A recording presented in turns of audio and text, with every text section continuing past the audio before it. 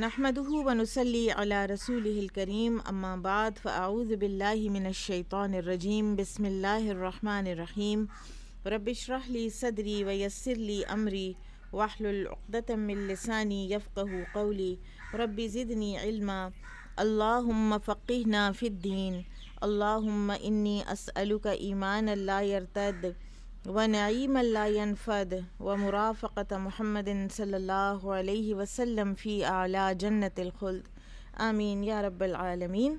محمد رسول اللہ والذین معه اشداء علی الکفار رحماء بینہم تراهم ركعا سجدا يبتغون فضلا من الله ورضوانا سيماهم في وجوههم من أثر السجود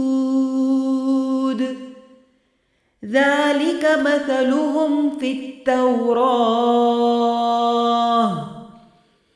ومثلهم في الإنجيل كزرع أخرج شطأه فآزره فاستغلظ فاستوى على سوقه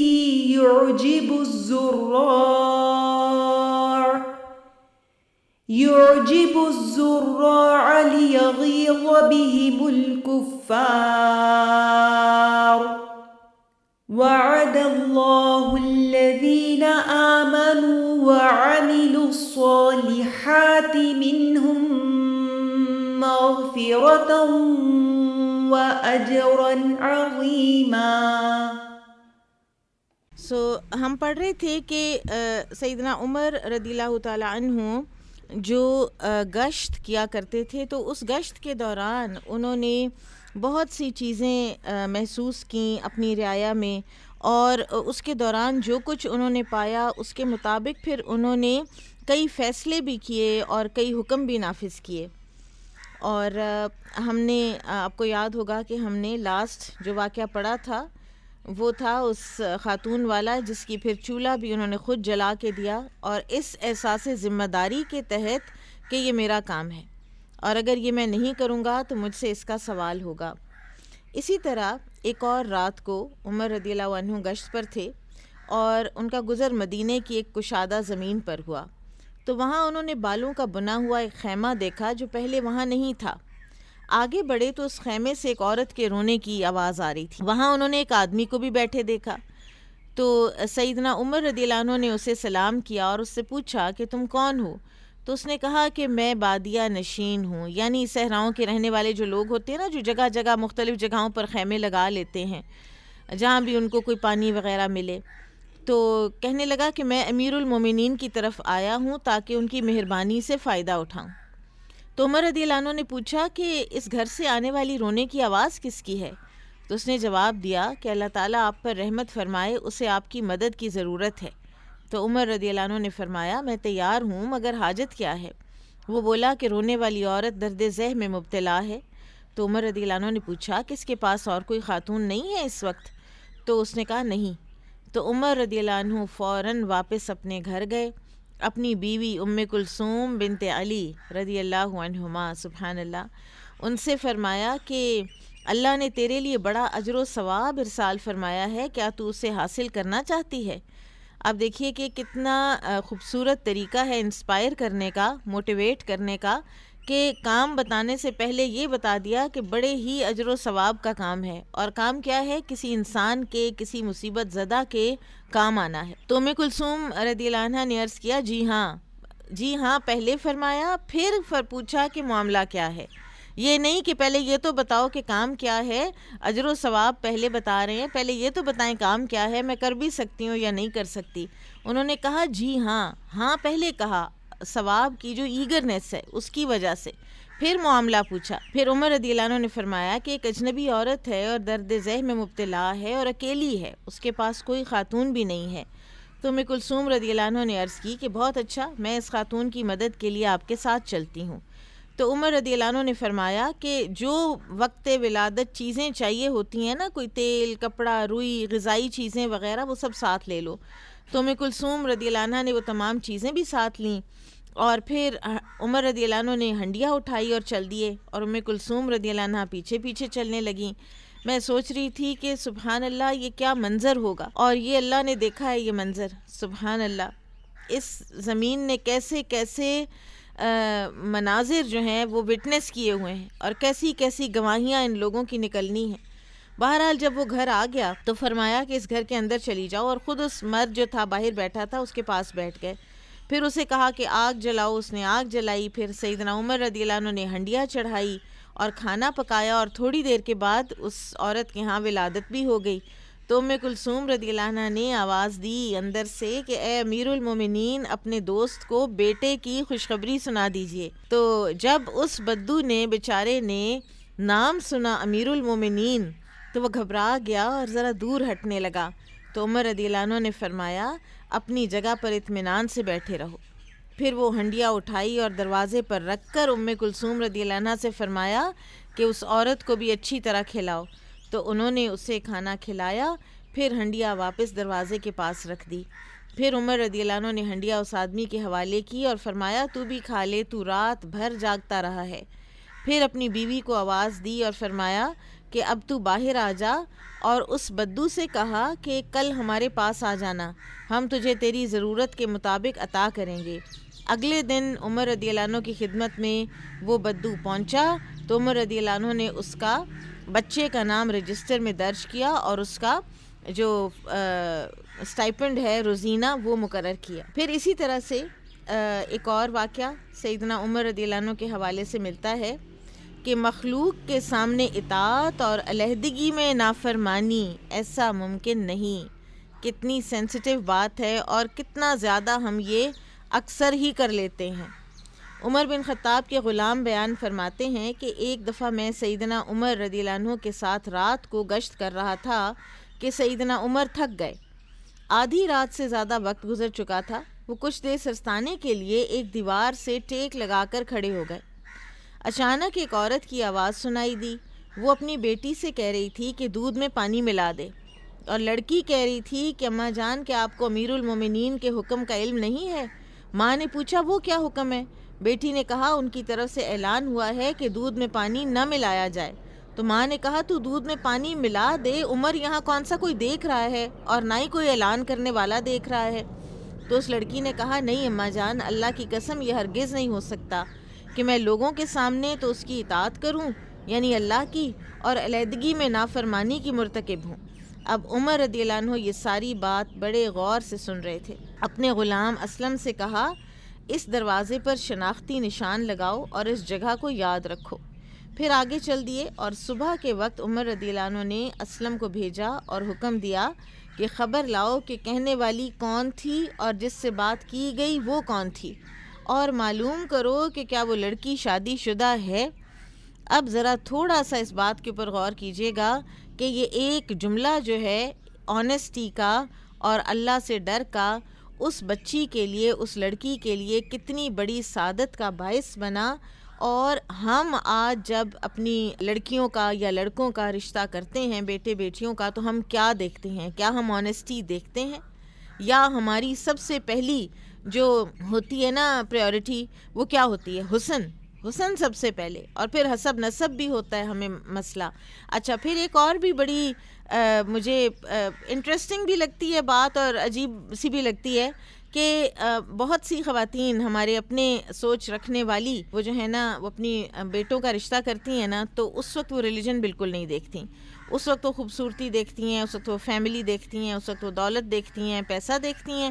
پھر جب بچی ان کے گھر آ جاتی ہیں نا تو پھر ڈنڈے کے زور پہ اس کو کہتی ہیں کہ اب تم الہدا کا کورس کرو، اب تم مسلمان ہو جاؤ، اور ایک سیکنڈ کے اندر جو تمہارے اندر ساری کی ساری جو تمہاری پچھلی عادات ہیں ان کو چھوڑ دو۔ تو ایسا تو نہیں ہوتا۔ پھر اپنی پریشانی کا اظہار کرتی ہیں ہمارے پاس آ کے، پھر آ کے کہتی ہیں بہو جو ہے نا وہ ریلیجس نہیں ہے۔ تو آپ لائی نہیں ہے ریلیجس بہو، اور پھر اب آپ اس کو ٹائم دیں، وہ بچی ہے، وہ مسلمان گھرانے میں پیدا ہوئی ہے، وہ کر لے گی کچھ نہ کچھ انشاءاللہ. تو پیار سے رکھیں، محبت سے رکھیں. لیکن ہم ابتداً یہ چیز دیکھتے نہیں ہیں. بہت کم لوگ ہیں کہ جو اس چیز کو پرائیورٹی پہ رکھتے ہیں. بہرحال جو اسلم ہے نا، انہوں نے آ کر کہا کہ معلوم ہوا ہے کہ وہ لڑکی غیر شادی شدہ ہے اور جس سے گفتگو ہوئی تھی تو وہ ماں ہے.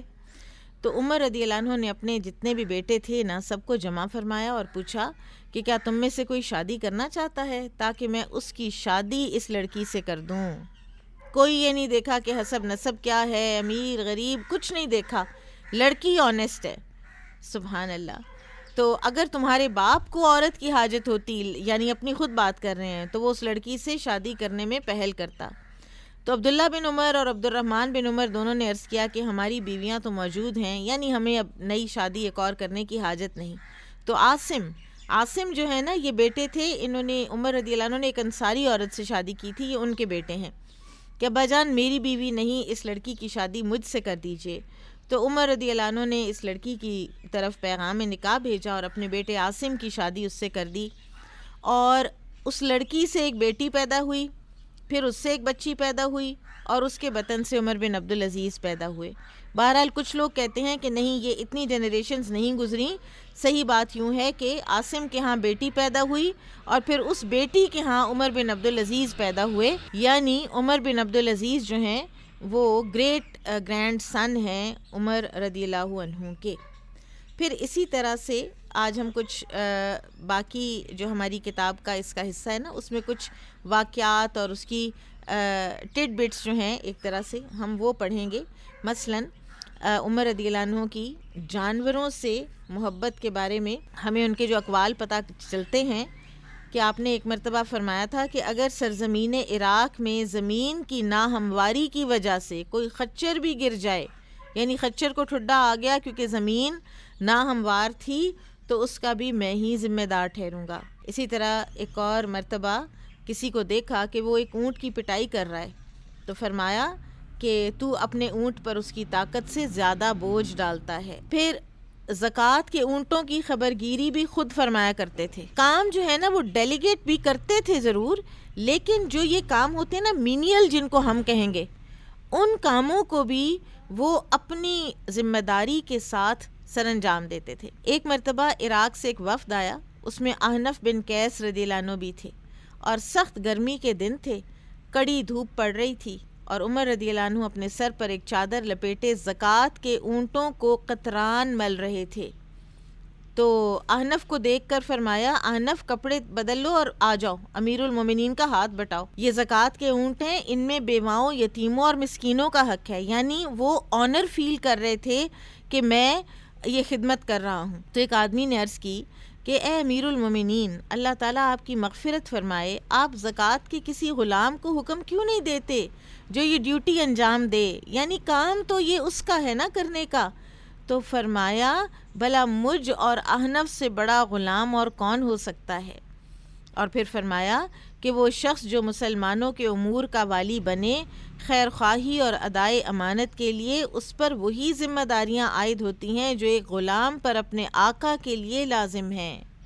وہ حکمران نہیں ہوتا، وہ ملازم ہوتا ہے. اسی طرح ایک مرتبہ عمر رضی اللہ عنہ نے تازہ مچھلی کھانے کی خواہش فرمائی، تو ان کے غلام نے کہیں سے ایک سواری پکڑی اور 2 راتیں جانے میں صرف کیں، 2 راتیں آنے میں صرف کیں، یعنی مشکل سے اس کو مچھلیاں ملیں اور وہ ایک ٹوکرا بھر کے خرید کے لے آیا. جب وہ واپس پہنچا نا، غلام کا نام یرفع تھا، تو اپنی سواری کا پسینہ صاف کر رہا تھا. تو عمر رضی اللہ عنہ کو اس پر ترس آ گیا اور کہ میری خاطر اس جانور کو اتنی تکلیف اٹھانا پڑی، تو اللہ کی قسم عمر اسے چکھے گا بھی نہیں. پھر تھکے ہوئے بیمار اونٹوں کی نسبت بھی کہتے تھے کہ مجھی سے سوال ہوگا.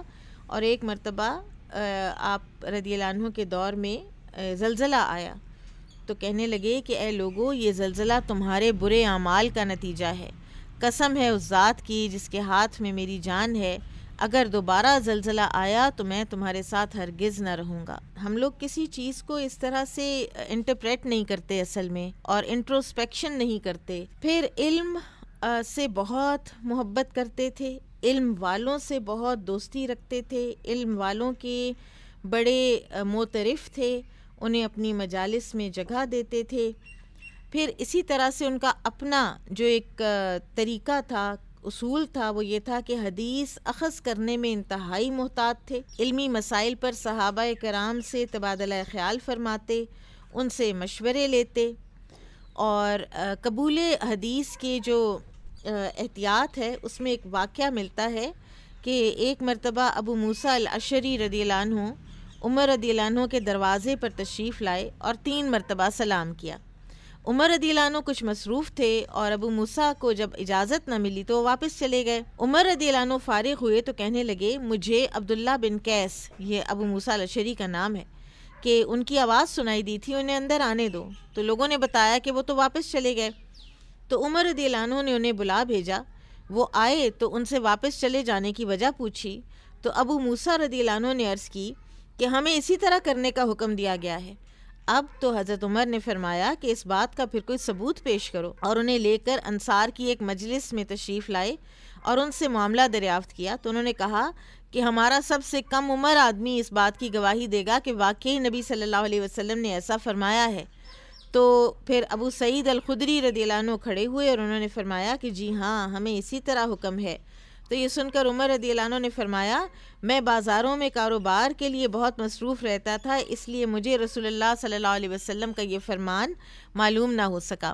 آپ کو یاد ہوگا سیرہ میں ہم نے پڑھا تھا کہ یہ اور ان کے انصاری جو مواخات میں بھائی تھے، وہ ایک دن ایک جاتا اور ایک دن دوسرا جاتے، اور وہ پوچھ کے، یعنی جو بھی نبی صلی اللہ علیہ وسلم سے سیکھ کے آتے تو وہ دوسرے کو بتایا کرتے تھے۔ پھر حصول علم پر عمر رضی اللہ عنہ کے بڑے ہی بیش قیمت کچھ اقوال ہیں، یہ آپ کی بک کے صفحہ 416 کے اوپر ہیں۔ آپ نے فرمایا، بلا شبہ آدمی اپنے گھر سے ایسی حالت میں نکلتا ہے کہ اس پر تہامہ کے پہاڑوں جیسے گناہ ہوتے ہیں، مگر جب وہ علم حاصل کرتا ہے تو اس کی برکت سے وہ اللہ تعالیٰ سے ڈر جاتا ہے، اللہ کی طرف لوٹتا ہے اور توبہ کرتا ہے، پھر جب گھر لوٹتا ہے تو اس پر کوئی گناہ باقی نہیں رہتا، لہٰذا تم علماء کی مجالس سے دور نہ رہا کرو۔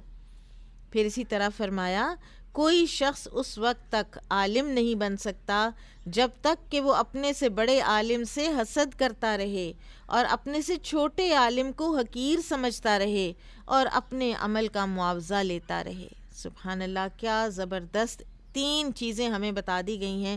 نمبر 1، اگر آپ سے زیادہ کوئی دین جاننے لگا ہے یا جان گیا ہے یا جان رہا ہے یا اس کو اپرچونٹی آپ سے زیادہ مل رہی ہے، تو آپ اگر اس کے ساتھ حسد کریں تو آپ کے اندر علم کا کوئی موجود نہیں ہے، کوئی بھی شائبہ بھی۔ اور اگر آپ سے کوئی کم ہے، اب یہ بڑے کی بات ہو رہی ہے، اس کی بات ہو رہی ہے کہ جس کو بہت سی چیزیں آ گئی ہیں، تو وہ اگر اپنے سے چھوٹے عالم کو، جس کو کم آتا ہے، تو اس کو حقیر سمجھتا رہے تو وہ بھی عالم نہیں ہے، نہ حسد والا عالم ہے، نہ حقیر سمجھنے والا عالم ہے، اور نہ ہی ہر چیز کا معاوضہ، قرآن کا معاوضہ، حدیث کا معاوضہ۔ میں کسی کا پڑھ رہی تھی کہ ان کے اوپر ایک وہ کوئی تابعی تھے شاید، کہ ان کے اوپر فاقوں کی نوبت آ جاتی تھی، اور یہ قلم جو ہے نا، قلم تراش تراش کے نا تو بیچتے تھے۔ اب کوئی کتنے بھی لیتا ہوگا اور کتنے کے بھی وہ آتے ہوں گے، اس فقر و فاقے میں لوگ ان کو کہتے تھے کہ آپ حدیث کے عالم ہیں، آپ دنیا جہان کو حدیث سناتے ہیں، تو آپ اس کا کچھ معاوضہ لے لیا کریں۔ تو کہتے تھے حدیث کا معاوضہ نہیں لینا، حدیث سنانے کا معاوضہ نہیں لینا۔ پھر فرماتے تھے، اس سے پہلے کہ تم اپنی قوم کے سردار بنو، علم حاصل کرو، ورنہ تمہاری خودسری تمہارے علم میں رکاوٹ بن جائے گی اور تم بدستور جہالت کے اسیر رہ کر زندگی گزارو گے۔ پھر فرمایا، اگر علم تمہیں نفع نہیں دے گا نا تو نقصان بھی نہیں پہنچائے گا۔ پھر فرمایا، 1000 عابدوں کی موت، عبادت گزاروں کی موت ایک ایسے عالم سے کم نقصان دہ ہے جو حلال و حرام کا علم رکھتا ہو۔ فرمایا، قرآن کے برتن اور علم کے چشمے بن جاؤ اور اللہ تعالیٰ سے روزانہ رزق کی التجا کرو، اگر زیادہ رزق نہ بھی ملا تب بھی تمہیں کچھ نقصان نہ ہوگا۔ کتنی خوبصورت یہ نصیحت ہے ہیومن نیچر کو جاننے والی، کہ مانگو اللہ سے، خوب خوب مانگو، اور کیونکہ انسان رزق کا متلاشی بھی ہوتا ہے، رزق کا طلبگار بھی ہوتا ہے، خواہش مند بھی ہوتا ہے، تو مانگتے رہو اللہ تعالیٰ سے۔ پھر فرمایا علم سیکھو اور لوگوں کو سکھاؤ، متانت اور وقار سے رہنا سیکھو، جس سے تم نے علم سیکھا ہے اس کی عزت کرو، اور جس نے تم سے علم سیکھا ہے اس کا احترام کرو۔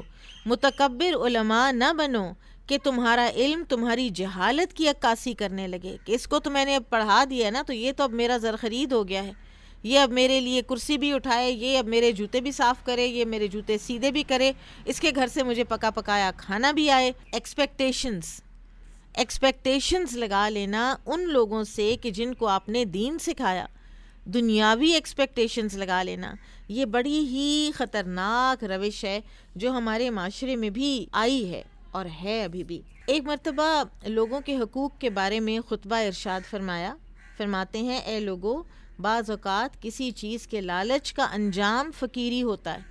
جو بہت لوگ لالچی ہوتے ہیں نا، گریڈی، وہ تو ایک اینڈلیس پٹ ہوتی ہے نا جس میں وہ انہوں نے اپنے آپ کو گھسایا ہوا ہوتا ہے، تو ان کو تو کبھی سیٹسفیکشن ہوتی ہی نہیں ہے، تو وہ فقیر ہی رہتے ہیں، ان کو کبھی لگتا ہی نہیں ہے کہ ہمارے پاس بہت کچھ ہے، اور کبھی نا امیدی مالداری میں تبدیل ہو جاتی ہے۔ تم وہ چیزیں جمع کر رہے ہو جو کھاتے نہیں ہو، ایسی امیدیں قائم کر رہے ہو جنہیں پا نہیں سکتے، تمہیں اس دھوکے کے گھر میں مہلت دی گئی ہے۔ نبی صلی اللہ علیہ وسلم کے زمانے میں تمہارا وحی کے ذریعے سے مواخذہ کیا جاتا تھا، پس جو شخص دل میں کچھ چھپائے گا وہ اپنے اس پوشیدہ بھید کے بارے میں پکڑا جائے گا، اور جو اعلانیہ جرم کرے گا وہ بھی دھر لیا جائے گا۔ تم ہمارے سامنے اچھی سیرت پیش کرو، جبکہ تمہارے باطن کو اللہ تعالیٰ ہی خوب جانتا ہے۔ جس نے ہماری آنکھوں کے سامنے برا فعل کیا اور اپنے باطن کو اچھا سمجھا، ہم اس کی تصدیق نہیں کریں گے، کیونکہ اب وہی نہیں آتی۔ کوئی یہ کہے کہ میں نے فلاں غلط کام تو کیا ہے لیکن میری نیت نہیں تھی وہ غلط کام کرنے کی، لیکن ایک جو جج ہے اسلامی، وہ تو یہ فیصلہ کرے گا کہ آپ کے ظاہر پہ کیا ہے، اور جس نے اچھائی کا اظہار کیا ہم اس کے ظاہر کی بنیاد پر اسے اچھا جانیں گے۔ یقین رکھو بخل نفاق کی علامت ہے، اپنی بھلائی کے لیے خرچ کیا کرو۔ اے لوگو، اس دنیا میں اپنا قیام عمدہ بناؤ، اپنے معاملات کی اصلاح کرو، اپنے رب سے ڈرو، اپنی عورتوں کو مصری پاپلین کا لباس مت پہناؤ۔ سبحان اللہ۔ یہ کپڑا اگرچہ زیادہ باریک نہیں لیکن پھر بھی اس سے بدن کے اوصاف نمایاں ہوتے ہیں۔ اے لوگو، بلا شبہ میں چاہتا ہوں کہ میں برابر سرابر بری ہو جاؤں، نہ اس خلافت کا بوجھ مجھ پر ہو، نہ میں کوئی فائدہ اٹھاؤں۔ میری تمنا ہے کہ چاہے میری زندگی زیادہ ہو یا کم، میں جب تک تمہارے درمیان زندہ رہوں حق قائم کرتا رہوں، چاہے کوئی مسلمان اپنے گھر ہی میں بیٹھا رہے۔ میری کوشش ہوگی کہ اللہ تعالیٰ کے مال سے اس کا حصہ اس کی دہلیز پر پہنچاؤں، خواہ اس نے اس مال کے لیے حصول کی کسی بھی دن کوئی محنت نہ کی ہو۔ پھر فرمایا، نرمی اور نوازش سے کمایا ہوا تھوڑا سا رزق اس زیادہ رزق سے کہیں بہتر ہے جو سختی کے ساتھ کمایا جائے۔ میں بھی پچھلے ہی دنوں کسی نے بتایا کہ ایک کوئی خاتون ہے، تو ان کا ایک باغ ہے، اور ان کے باغ میں سے کسی آدمی نے غلط کیا، اس نے اور اس نے چوری کر لی ایک بوری فروٹ کی، جس فروٹ کا بھی وہ باغ تھا۔ اب انہوں نے پہلے تو کہا کہ میں اس کو تھانے میں دوں گی، اس پر میں یعنی FIR کٹواؤں گی۔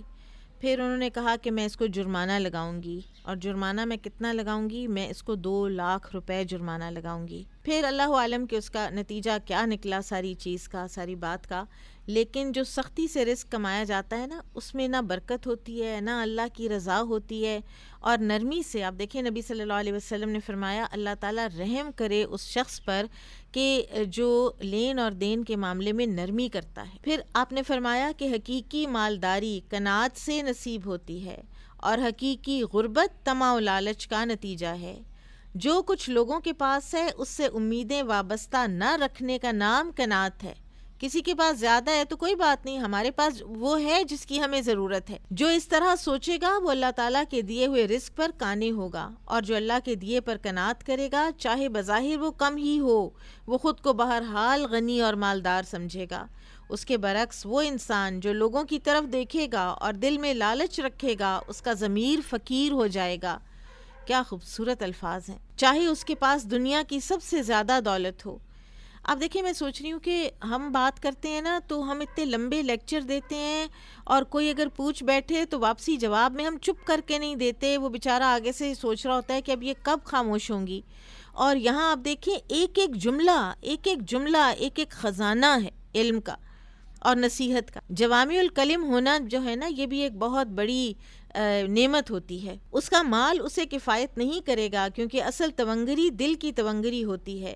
بلا شبہ عقل سلیم تقاضا کرتی ہے کہ انسان اس دنیا میں ضرورت سے زیادہ مال جمع نہ کرے، یعنی عقل سلیم بھی یہی تقاضا کرتی ہے، عقل مندی بھی یہی ہے کہ بہت زیادہ مال اکٹھا کر کے اور پھر دنیا میں چھوڑ کے انسان آگے چلا جائے.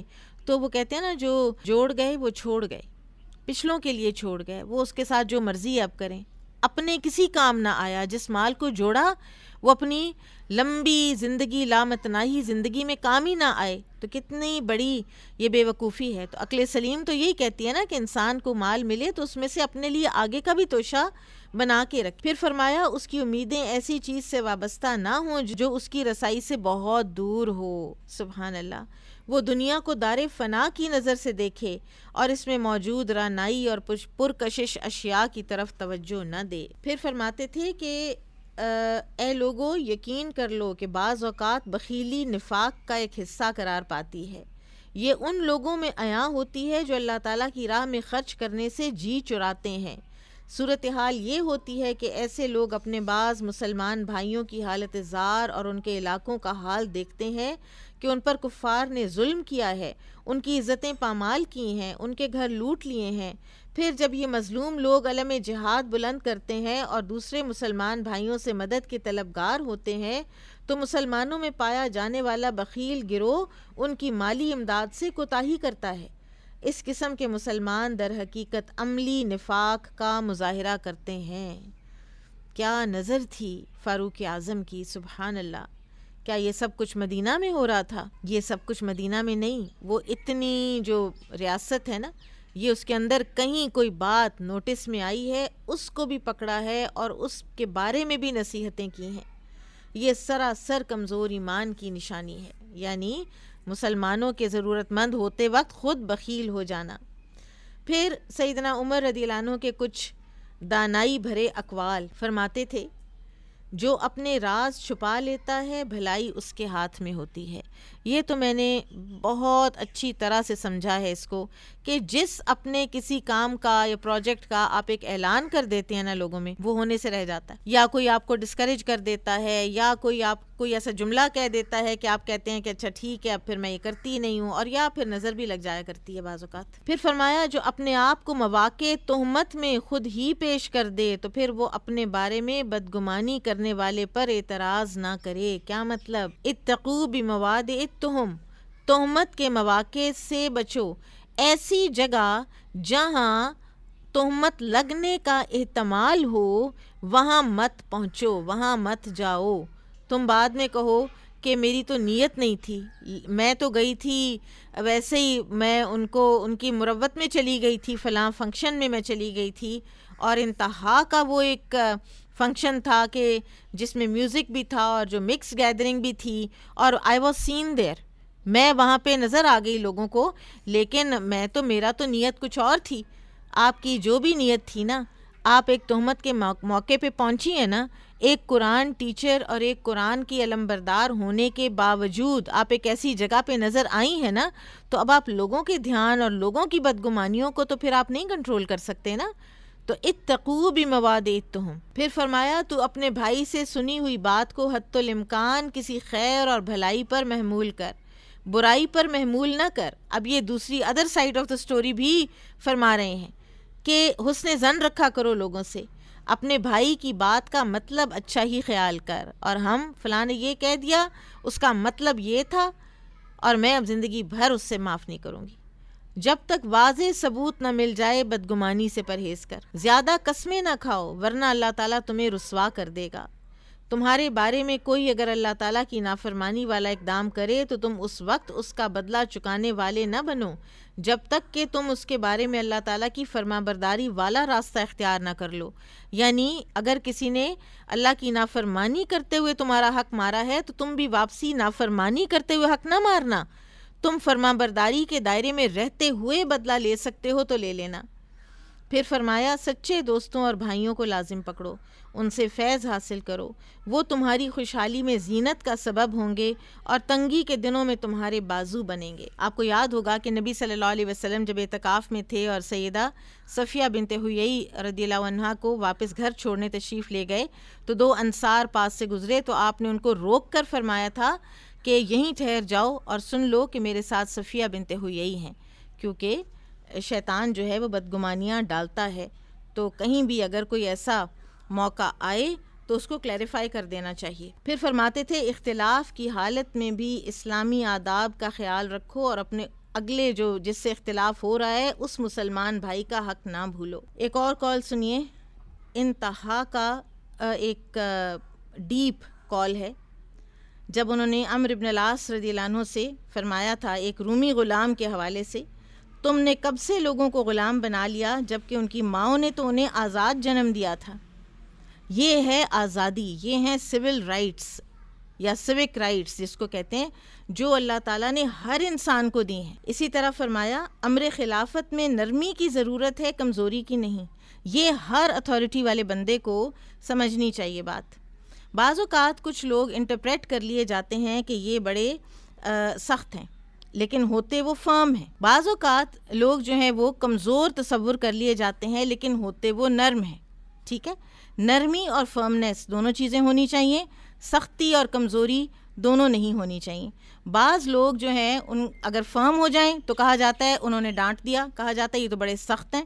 ٹھیک ہے، لیکن اصول اور قواعد پر فرم رہنا سختی نہیں ہوتی، یہ ایک لیڈر کی، ایک اتھارٹی والے پرسن کی، یہ اس کی کامیابی ہوتی ہے۔ اور اسی طرح سے نرمی ہے وہ بھی ہونی چاہیے، اپنے ارد گرد کے لوگوں کا خیال، ان کا پاس، ان کے ساتھ وفاداری رواداری کا معاملہ، لیکن جہاں کام کی بات ہو تو وہاں پر فرمنس۔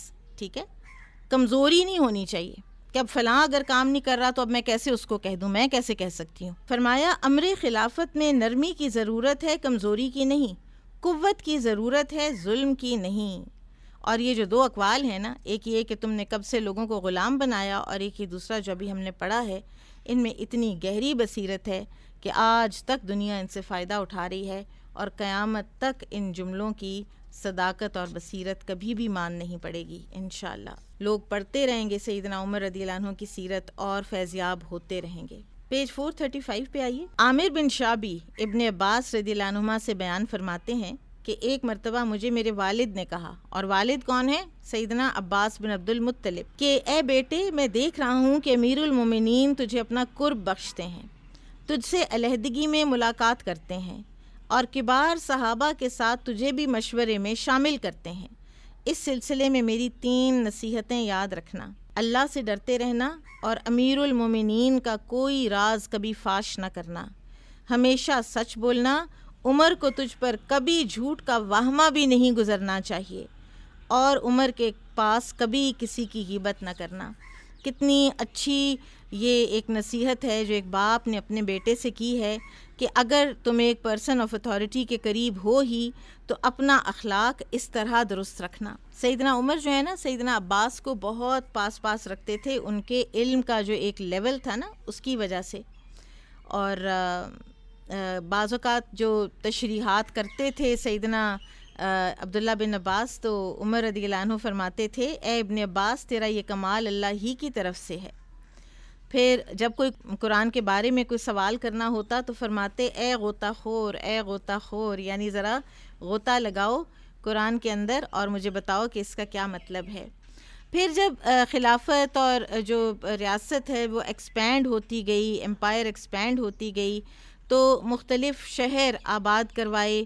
سیدنا عمر رضی اللہ عنہ نے بصرہ شہر آباد کرایا، سن 14 ہجری کو اس کا نقشہ تیار کروایا تھا، اور بڑے ہی منظم اور سٹرکچرڈ یہ سارے شہر تھے۔ ان کے اندر جو ہیں وہ مساجد تھیں اور ان میں مدارس تھے، اور اس میں پھر ٹیچرز جو ہیں یہ مدینہ سے صحابہ کرام کو بھیجا گیا لوگوں کو دین سکھانے کے لیے۔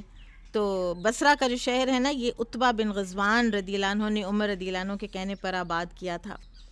اور اسی طرح سے بصرہ ہی سے ایک مرتبہ ابو موسیٰ اشعری تشریف لائے سیدنا عمر کے پاس. یہ ان کو بصرہ بھیجا ہوا تھا نا, یہ وہاں پہ پڑھاتے تھے, دین سکھاتے تھے. تو عمر رضی اللہ عنہ کے پاس آئے عشاء کے بعد. تو عمر رضی اللہ عنہ نے پوچھا کہ آپ اس وقت کیسے آئے؟ تو ابو موسیٰ رضی اللہ عنہ نے عرض کیا کہ آپ سے کچھ باتیں کرنے آیا ہوں. تو عمر رضی اللہ عنہ نے فرمایا اس وقت؟ تو ابو موسیٰ رضی اللہ عنہ نے عرض کی جی ہاں, کچھ علمی باتیں کرنی ہیں. تو عمر رضی اللہ عنہ بیٹھ گئے اور کافی دیر تک گفتگو کرتے رہے, یہاں تک کہ اگلی نماز کا وقت ہو گیا, فجر کا وقت ہو گیا. تو ابو موسیٰ اشعری نے کہا کہ امیر المومنین نماز کا وقت ہو گیا ہے. تو عمر رضی اللہ عنہ نے فرمایا ابھی بھی ہم نماز ہی میں تھے. بڑا خوبصورت واقعہ ہے کہ ابھی بھی ہم نماز ہی میں تھے, کہ جو ہم علمی باتیں کر رہے تھے یہ بھی نماز ہی کا ایک حصہ ہے. ابو موسیٰ اشعری رضی اللہ عنہ سے قرآن فرمائش کر کر کے سنا کرتے تھے, کیونکہ ابو موسیٰ اشعری بہت خوبصورت قرآن پڑھا کرتے تھے. پھر کوفہ شہر آباد ہوا اور یہاں پر 300 کے قریب جو بیت رضوان والے صحابہ تھے نا, اور 70 کے قریب بدری صحابہ, انہوں نے یہاں قیام فرمایا. اور سیدنا عمار بن یاسر اور عبداللہ بن مسعود کو عمر رضی اللہ عنہ نے کوفہ بھیجا, اور بہت زیادہ معترف تھے عبداللہ بن مسعود کے بھی علم کے. اسی طرح شام کا جو مدرسہ ہے اس میں معاذ بن جبل, عبادہ بن صامت. اب یہ ساری میں مینشن اس لیے کر رہی ہوں کہ تاکہ ایک پکچر آپ کی آنکھوں کے آگے آ جائے کہ کس طریقے سے عمر رضی اللہ عنہ نے پوری کی پوری ایمپائر میں صرف ان کو فتوحات نہیں کی, بلکہ وہاں پر دین پڑھانے کا کتنے اکابر صحابہ کے تھرو بندوبست کیا ہے. اور شام میں جو معاذ بن جبل کو بھیجا تو معاذ بن جبل رضی اللہ عنہ کے بارے میں فرمایا کرتے تھے کہ عورتیں معاذ بن جبل جیسا بیٹا پیدا کرنے سے قاصر ہیں, یعنی کم ہی ایسے لوگ پیدا ہوا کرتے ہیں. اور اسی طرح فرماتے تھے کہ اگر تم میں سے کوئی شخص کوئی مسئلہ پوچھنا چاہتا ہے تو معاذ بن جبل کے پاس جائے. پھر مصر میں جو مدرسہ تھا, اور مدرسہ سے مراد کوئی ایک بلڈنگ نہیں ہے, مدرسہ سے مراد وہ سارا سسٹم ہے کہ جہاں پر صحابہ پڑھاتے تھے, دین پڑھاتے تھے, اسلام کی تعلیم دیتے تھے. تو عمرو بن العاص نے رضی اللہ عنہ نے جب مصر فتح کیا تو ان کے ساتھ بھی بہت سے صحابہ تھے اور انہوں نے بھی دین پڑھایا. جو طالبان علم ہوتے تھے ان کو بھی بہت انسپائر کرتے تھے کہ وہ مختلف علوم سیکھیں, اور ان کے لیے علم حاصل کرنے کے راستے آسان کرتے تھے, اور ان کے لیے خصوصی وظائف مقرر فرماتے تھے. اور اپنے گورنرز کو یہ بھی لکھا کہ تعلیمی میدان میں شاندار کارکردگی دکھانے والوں کو انعامات سے نوازیں, کیونکہ انعام انسان کو انکریج کرتا ہے, یہ ہیومن نیچر ہے. اور سعد بن ابی وقاص رضی اللہ عنہ کو لکھا کہ بچا ہوا مال قرآن کی تعلیم حاصل کرنے والے طالبان علم کو دے دیا جائے. پھر فرمایا کرتے تھے عربی سیکھو, یہ عقل کو پختہ کرتی ہے اور مروت میں اضافہ کرتی ہے. یعنی یہ ایک ایسی زبان ہے, یوں ہی تو نہیں اللہ تعالیٰ نے اس کو قرآن کی زبان بھی بنایا, یہ ایک ایسی لینگویج ہے کہ جو ہمارے طبیعت پر بھی اثر انداز ہوتی ہے. اور آپ دیکھیں لینگویجز ہوتی ہیں طبیعت پر اثر انداز. کسی کو ہماری کیونکہ غلامانہ ذہنیت ہے نا, تو ہمیں انگریزی جس کو اچھی آتی ہو تو ہم اس کے سامنے عاجز ہو جاتے ہیں, اور وہ اپنے جناب میں بہت ایک وہ نا اس کو ایک تکبر سا آ جاتا ہے کہ ہاں میں نا 3 4 5 6 جملے انگریزی کے میں تو بغیر درمیان میں اردو ملائے بھی بول لیتی ہوں. بہرحال اسی طرح سے عربی گرامر کے بارے میں کہتے تھے نحو اس طرح سیکھو جس طرح سنن اور فرائض سیکھتے ہو.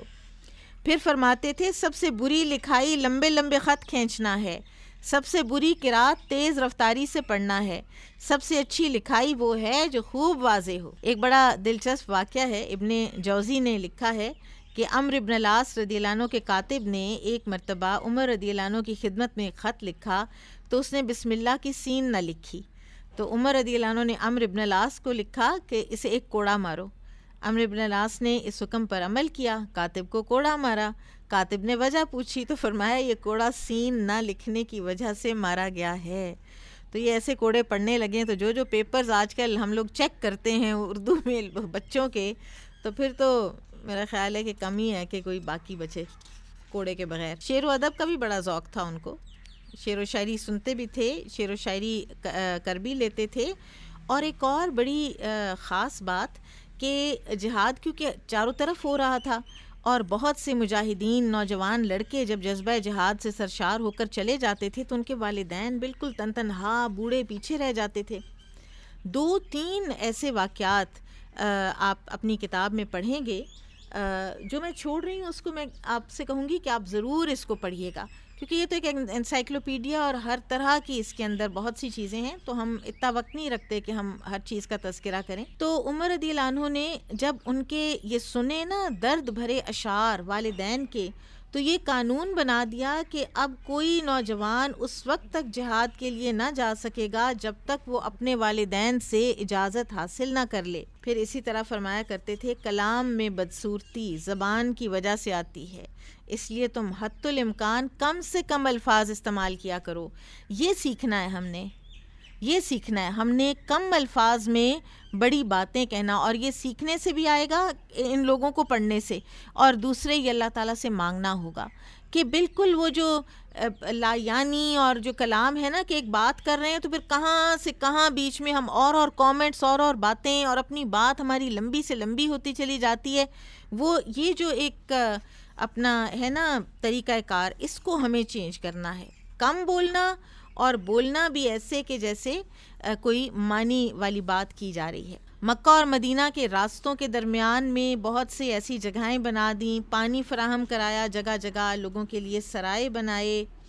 پھر اسی طرح سے ایک خلیج جو ہے اس کو کھدوایا جو کہ مصر نائل سے ریڈ سی تک جاتی تھی اور حجاز اور مصر کو آپس میں ملاتی تھی.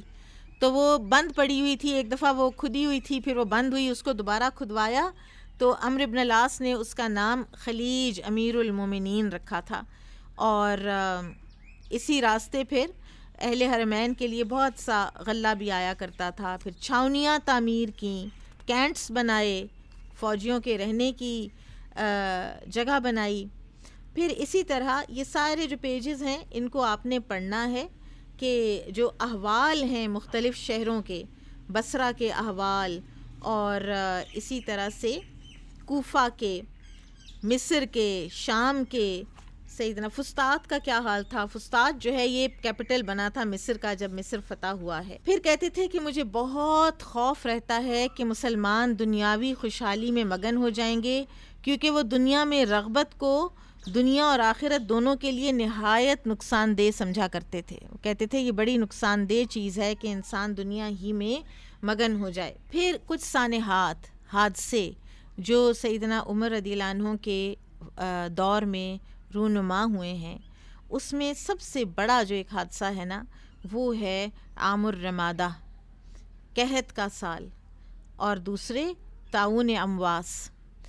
عام الرمادہ خاک اڑنے کا سال. اتنی ڈراؤٹ ہو گیا، اتنا بارشیں نہ ہوئیں کہ دھول اڑتی ہر طرف نظر آتی تھی. اور یہ سن 18 ہجری میں ہوا. فاقہ کشی پھیل گئی، بکریاں بالکل سوکھ گئیں. آدمی بکری ذبح کرتا تو اندر سے کچھ نکلتا ہی نہیں تھا، اور وہ اس کی سوکھی سڑی شکل دیکھنے سے بھی جی چراتا تھا.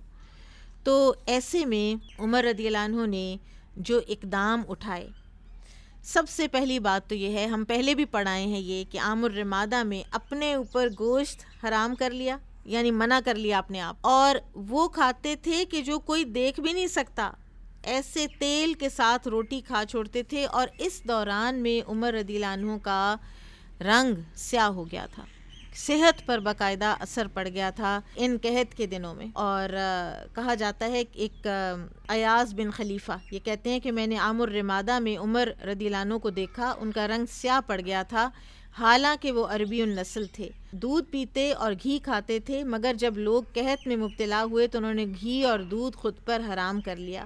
وہ مسلسل زیتون کا تیل کھاتے رہے اور بھوک برداشت کرتے رہے. اس طرح ان کی صحت بری طرح متاثر ہوئی، اور اس دوران میں کثرت سے روزے بھی رکھنے لگ گئے تھے. کبھی کبھار اگر کسی نے کوئی عمدہ چیز لا کے رکھی تو فرماتے تھے تعجب ہے، اگر میں خود عمدہ چیزیں کھاؤں اور لوگ نکمی چیزیں اور ہڈیاں کھائیں تو مجھ سے برا حکمران کون ہوگا. اور پھر وہ چیز اٹھوا دیتے تھے اپنے پاس سے، اور وہی اپنا زیتون کا تیل لے لیتے تھے اور روٹی لے لیتے تھے. بچے کے ہاتھ میں ایک مرتبہ، اپنے بچے کے ہاتھ میں تربوز دیکھا تو اس سے پوچھنے لگ گئے کہاں سے لیا تم نے.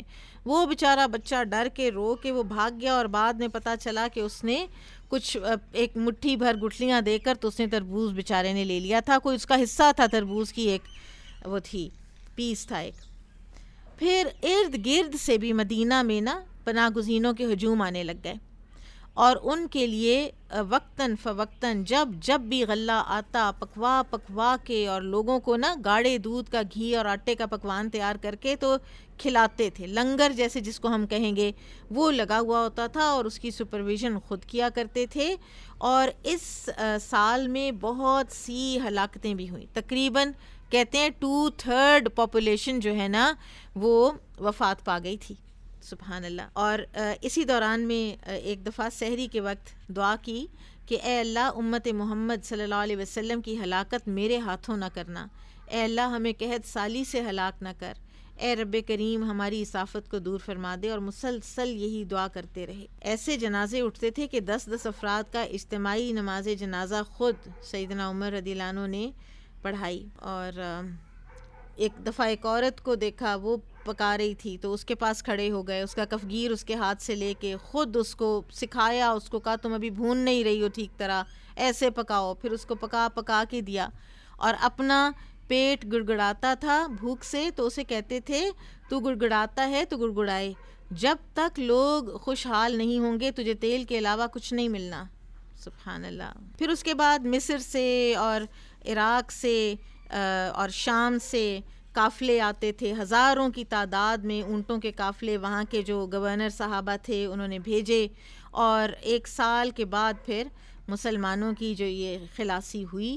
اور ایک مرتبہ عامر رمادہ میں جو خطبہ ارشاد فرماتے ہیں اے لوگو تم اپنے بارے میں اللہ سے ڈرو، اور جو تمہارے پوشیدہ اعمال ہیں ان کی جانچ پڑتال کرو، یہ ضرور کوئی گناہوں کا نتیجہ ہے جو ہمارے ساتھ یہ ہو رہا ہے، تم میرے ذریعے سے اور میں تمہارے ذریعے سے آزمائش میں ہوں، معلوم نہیں کہ رب ذوالجلال کی ناراضگی میری وجہ سے ہوئی ہے یا تمہاری وجہ سے، یا ہمارا پروردگار ہم سب سے ناراض ہے، آؤ ہم سب اپنے اللہ تعالیٰ کے آگے ہاتھ پھیلائیں کہ وہ ہمارے دلوں کی اصلاح فرمائے، ہم پر رحمت فرمائے اور قحط سالی کا خاتمہ فرما دے۔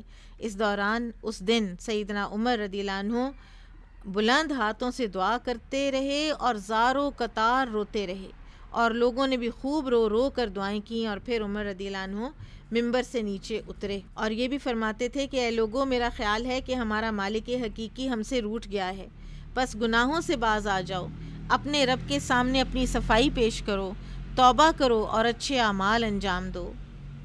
امام شابی رحمہ اللہ بیان کرتے ہیں کہ ایک مرتبہ عمر رضی اللہ عنہ دعائے استسقاء کے لیے نکلے، ممبر پر تشریف لائے اور استغفار کی اور نیچے اتر آئے، اور یہ جو آیات ہیں سورہ نوح کی اور سورہ ہود کی یہ پڑھی کہ چنانچہ میں نے کہا، یعنی نبی نے کہا تم اپنے رب سے استغفار کرو، بے شک وہ بڑا ہی بخشنے والا ہے، وہ تم پر آسمان سے موسلا دھار بارش برسائے گا۔ تو بارش کے اور اولاد کے اور رزق کے حصول کا سب سے ایک اہم جو نسخہ ہے نا وہ یہ ہے کہ آپ کثرت سے استغفار کریں۔ پھر ایک مرتبہ نبی صلی اللہ علیہ وسلم کی چادر مبارک اوڑھ کر بھی نماز استسقاء پڑھنے کے لیے تشریف لائے ہیں۔ پھر اسی طرح سے سیدنا عباس سے بارش کے لیے دعا کرائی رضی اللہ عنہ سے، اور اللہ کے حضور عرض کیا کہ اے اللہ ہم پہلے اپنے نبی کے ذریعے سے تجھ سے بارش کے طلبگار ہوتے تھے اور تو ہمیں بارش عطا فرماتا تھا، اب ہم اپنے پیغمبر کے چچا کے ذریعے سے تجھ سے بارش کے خواستگار ہیں، یا اللہ بارش عطا فرما، یعنی دعا کروائی عباس رضی اللہ عنہ سے۔ اور حسان بن ثابت رضی اللہ عنہ فرماتے ہیں کہ مسلسل قحط سالی کی حالت میں ہمارے خلیفہ نے اللہ تعالیٰ سے بارش مانگی اور عباس رضی اللہ عنہ کی سفید پیشانی کی برکت سے بارش ہو گئی، وہ نبی صلی اللہ علیہ وسلم کے چچا تھے اور ان کے والد کی جگہ تھے، سبحان اللہ۔ پھر ایک اور کام جو عامر رمادہ میں عمر رضی اللہ عنہ نے کیا تھا وہ یہ تھا کہ چوری کی حد کو انہوں نے موقوف کیا تھا اس سال کے لیے کہ اب جو اتنا بھوکا ہے اور شدت بھوک سے کھانا نہ ہونے کی وجہ سے کھانا چرا کے کھا لیتا ہے تو اسے مجبور تصور کیا جائے گا، اور اسی لیے عمر رضی اللہ عنہ نے ان غلاموں کا ہاتھ نہیں کاٹا جنہوں نے کسی کی اونٹنی ذبح کر لی تھی۔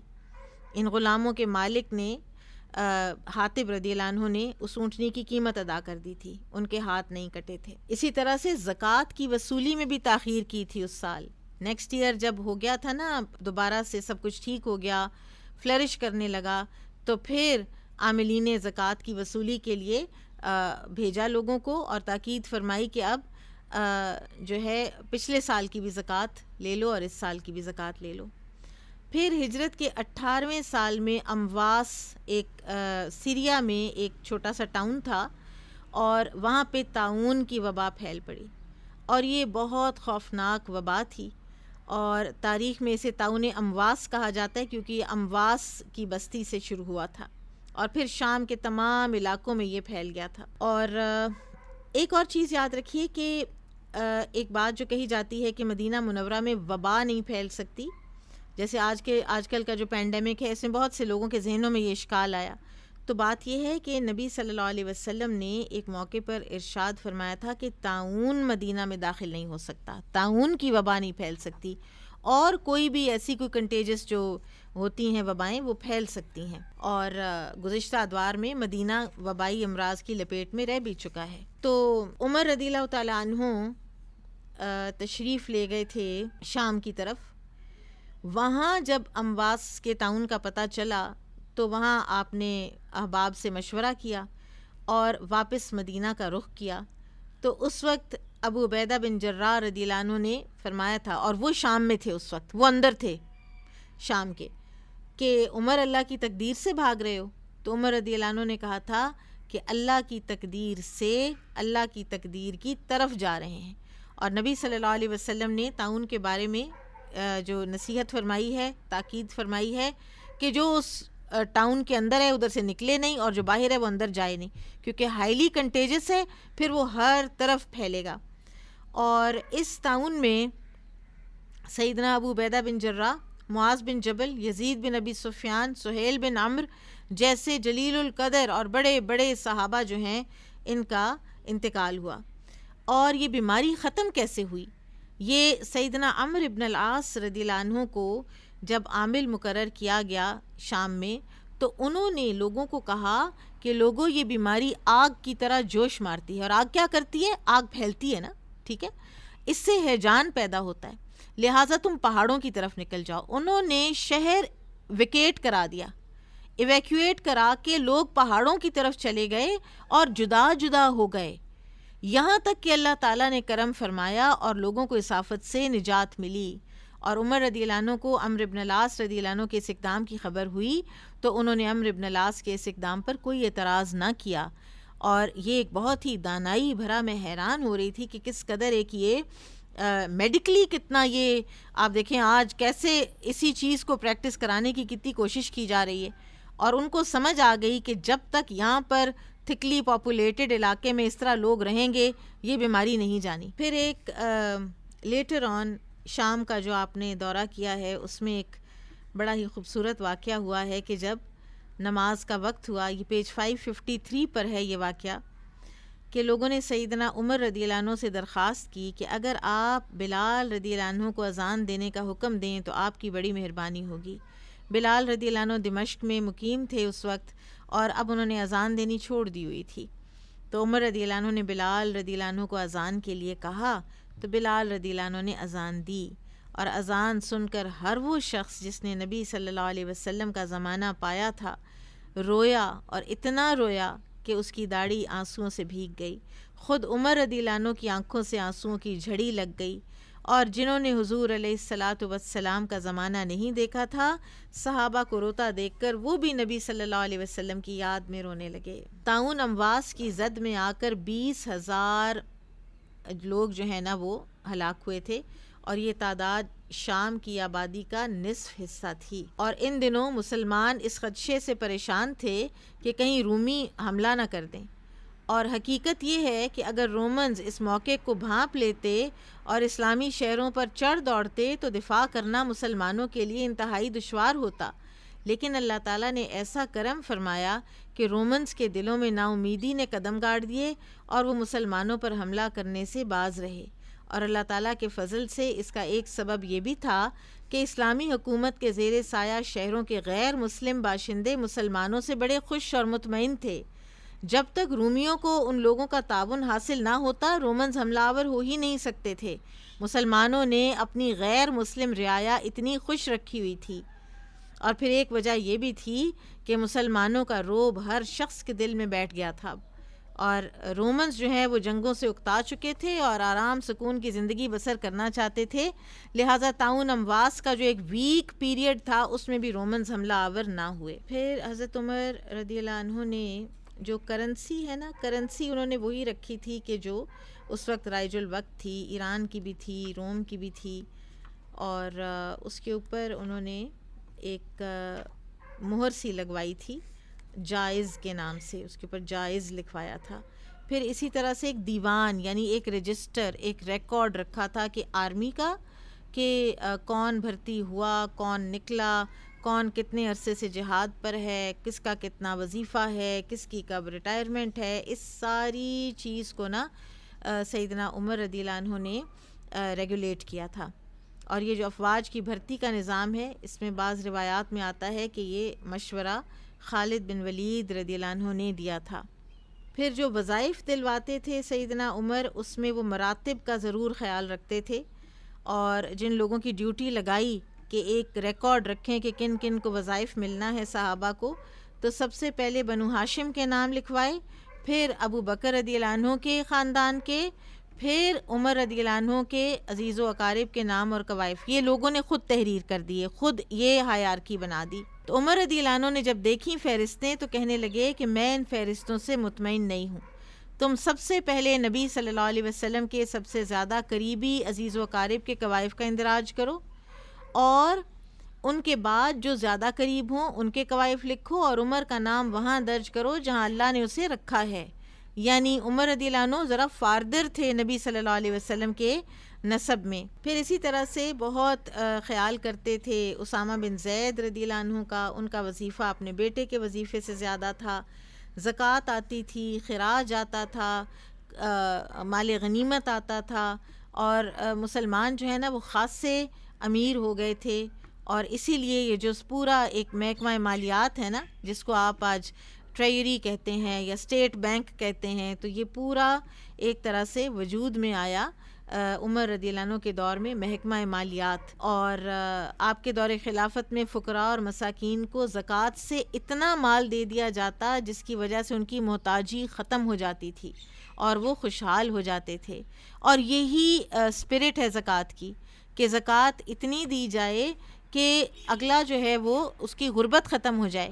ہمارے ہاں زکوٰۃ کا طریقہ یہ رہ گیا کہ 1000 روپیہ مہینہ، تاکہ بس وہ اس کے گھر کا نا چولہا ٹھنڈا نہ پڑے، اور وہ بھی 1000 روپے میں کوئی چولہا پورا مہینہ چل نہیں سکتا۔ اور اس میں پھر کیا ہوتا ہے کہ غریب غریب ہی رہتا ہے، غریب کبھی بھی خوشحال نہیں ہوتا۔ فرمایا کرتے تھے جب تم کسی کو عطا کرو تو اسے اچھی طرح خوشحال کیا کرو، سبحان اللہ۔ پھر اسی طرح کچھ جو فقر و فاقہ کے سبب جو نان مسلمز تھے نا، ان کا جزیہ بھی عمر رضی اللہ عنہ نے معاف فرمایا تھا۔ ازواج مطہرات کے لیے 10,000 درہم وظیفہ مقرر فرمایا تھا، اور بعد میں یہ رقم بڑھا کر 12,000 درہم کر دی تھی۔ لیکن یہ بھی ہوا ہے کہ سیدہ میمونہ، صفیہ اور جویریہ رضی اللہ عنہن کا فی کس وظیفہ جو ہے نا وہ 6,000 درہم ہی رکھا۔ تو عائشہ رضی اللہ عنہ نے پھر عمر رضی اللہ عنہ سے مطالبہ کیا تھا کہ تمام ازواج مطہرات کو ایک جتنا وظیفہ ملنا چاہیے، تو عائشہ رضی اللہ عنہ کے ارشاد کی انہوں نے تعمیل کی اور تمام ازواج مطہرات کے وظائف یکساں مقرر کر دیے۔ سب سے جو اپنے صاحبزادے کا وظیفہ تھا نا وہ سب سے کم رکھا، مہاجرین اور انصار کے 4,000 درہم تھا، اپنے بیٹے کا 3,500 تھا۔ پھر اسی طرح سے فرق کیا کرتے تھے نا، صلح حدیبیہ والوں کا الگ ایک معیار تھا، بدر والوں کا الگ تھا، نیو بورن کا 100 درہم وظیفہ مل جایا کرتا تھا، سبحان اللہ۔ آج یہ ساری آپ کینیڈا دیکھ لیجئے، آسٹریلیا کی ویلفیئر اسٹیٹس دیکھ لیجئے، یہ بچہ پیدا ہونے پر اسی طرح سے اپنے سٹیزنز کو وظائف دیتے ہیں۔ اسلامی کرنسی کا میں آپ کو بتا چکی کہ اس وقت وہی تھیں ہرقل کی تصویر والے، کسریٰ کی تصویر والے، کسی کے درمیان میں آگ کا گھر بھی بنا ہوتا تھا۔ یہی سکہ جاری رکھا، صرف اس کے اوپر جائز کا اضافہ کرا دیا تاکہ کھوٹے اور کھرے سکے کی پہچان ہو سکے۔ بارک اللہ فیکم. سبحانک اللہم و بحمدک اشہد ان لا الہ الا انت استغفرک و اتوب الیک. السلام علیکم ورحمۃ اللہ وبرکاتہ.